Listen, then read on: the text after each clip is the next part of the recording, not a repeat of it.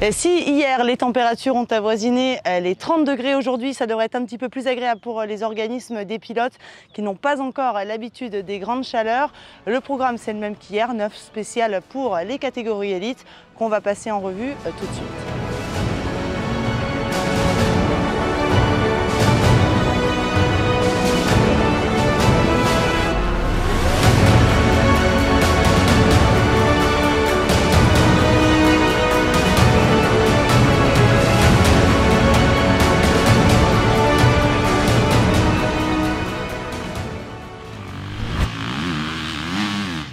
En élite E1, on retrouve Anthony Gesselin sur la troisième marche du podium.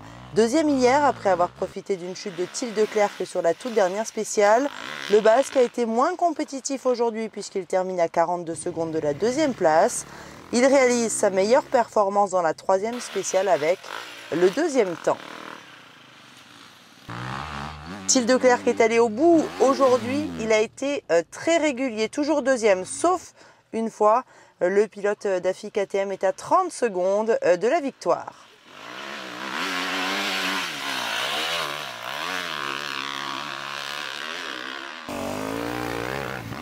C'est le grand chelem pour Loïc Larieux ce dimanche. L'officiel Fantic n'a laissé aucune chance à ses concurrents en remportant tous les chronos. En élite E2, Zach Pichon est troisième. L'officiel Cherco s'est blessé au péroné hier en fin de journée, mais a pris le départ ce matin.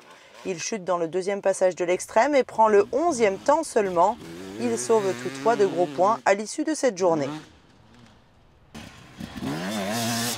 Théo Espinas a manqué de peu la victoire hier et ne peut pas prendre sa revanche aujourd'hui. Il a remporté SP1 et SP8, mais il est tombé sur plus fort.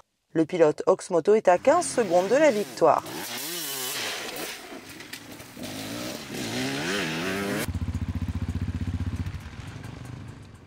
Hugo Blanjou inscrit son nom en haut du classement E2 pour la première fois cette saison et on imagine bien qu'il va être un sérieux client à sa propre succession au titre E2. Il remporte 6 spéciales sur 9 et repart du Luc avec une solide journée très régulière. Il y a eu une véritable hiérarchie en catégorie E3 aujourd'hui. Luc Fargier est troisième, il perd une place par rapport à hier. Le pilote Oxmoto a eu une journée en dents de scie, oscillant entre les 2 et 5e places de la catégorie et il est à 40 secondes d'Antoine Basset. C'est le papa des élites E3 qui est deuxième ce soir. S'il a réussi à laisser le jeune Fargier derrière, en revanche, rien à faire face à Léo Lequéré. Antoine Basset a pris le deuxième temps de 8 spéciales sur 9.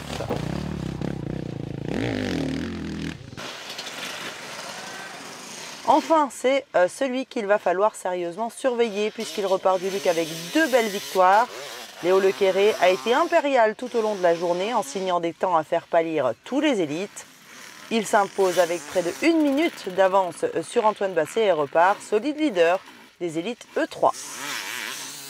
On se retrouve à Privas en Ardèche les 28 et 29 mai prochains pour la deuxième manche du championnat de France d'Enduro 24 MX. D'ici là, portez-vous bien. Ciao, ciao.